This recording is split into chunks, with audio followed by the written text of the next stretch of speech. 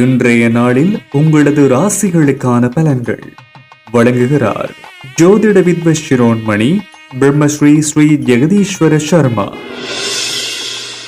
இன்று 2026 ஆண்டு மே மாதம் 22ஆம் திகதி பராபவ வருஷம் வைகாசி திங்கள் 8ஆம் நாள் வெள்ளிக்கிழமை.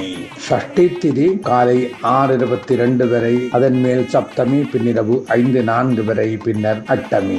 நட்சத்திரம் ஆயிலியம் பின்னிரவு 2:08 வரை, அதன் பின் மகம். மரண யோகம் முழுவதும். ராகு காலம் பகல் 10:32 முதல் 12:07 வரை. சுப நேரம் மாலை 5:49 முதல் 7:23 வரை.